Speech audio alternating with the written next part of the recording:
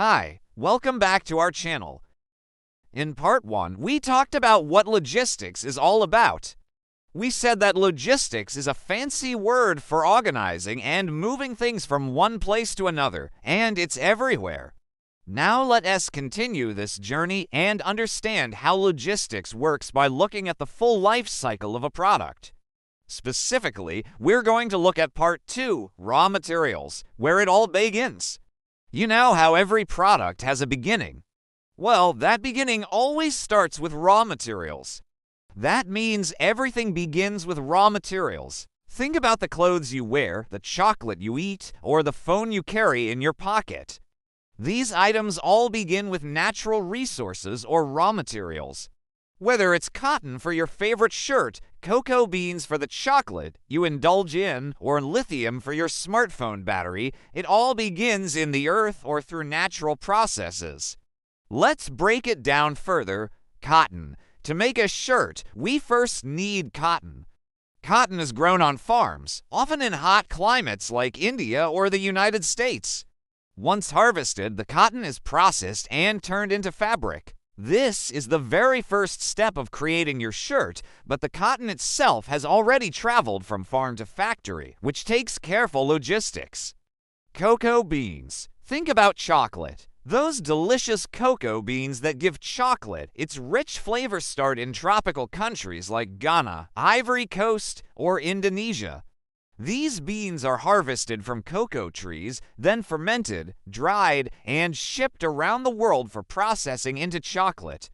Metals. Many electronics, such as smartphones, laptops, and cars, require raw materials like lithium, copper, or rare earth metals. These materials are extracted from mines across the globe, from the deserts of Chile to the mountains of China.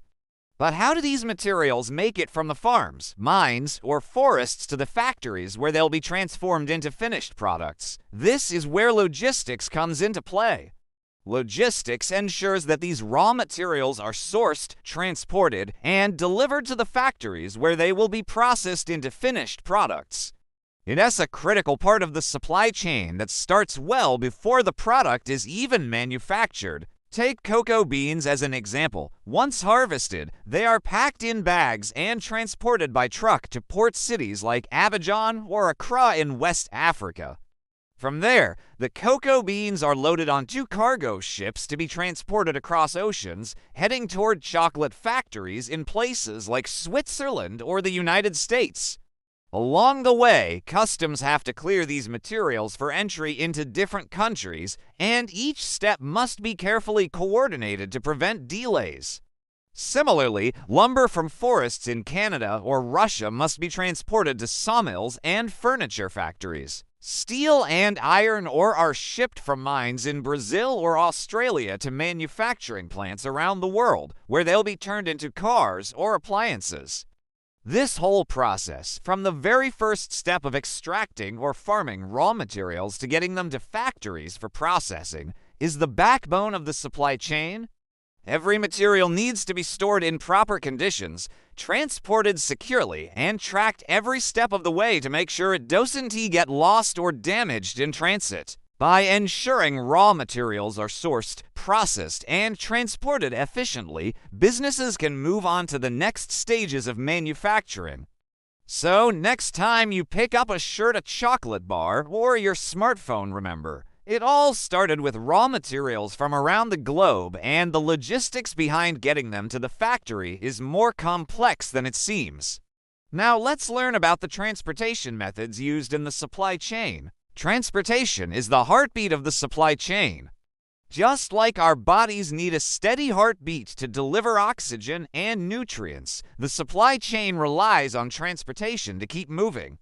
Raw materials, products, and information flow from one point to another. There are many ways to move things around, and each method has its pros and cons depending on what you're retransporting and where it is going. Let's explore some popular transportation methods. Road transport trucks. Trucks are the backbone of short to medium distance transport. They can handle a variety of goods and offer flexibility in terms of routes and delivery schedules.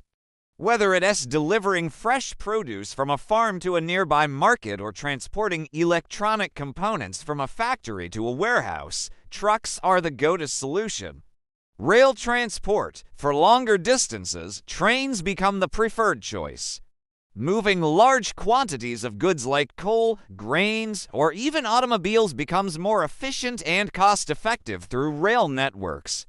This method reduces road congestion and helps maintain a consistent transport schedule. Water transport. Waterways are essential for long-haul shipping, especially when transporting bulky and heavy goods.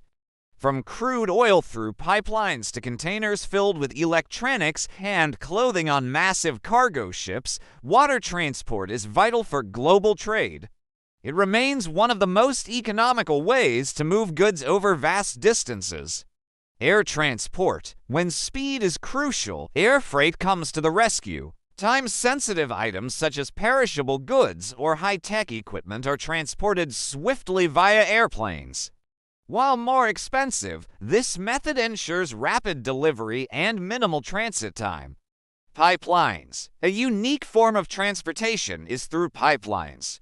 These are networks of pipes that transport fluids like oil, gas, or water over long distances. This method is highly efficient and cost-effective for bulk liquid and gas transportation. Intermodal transport. Modern supply chains often utilize a combination of these transportation methods. This integrated approach, known as intermodal transport, allows for seamless transitions between road, rail, water, and air, optimizing efficiency and speed. A product might travel by ship from Asia to a port, then by rail to a distribution center, and finally by truck to its destination. This combination ensures a smooth and timely delivery of goods.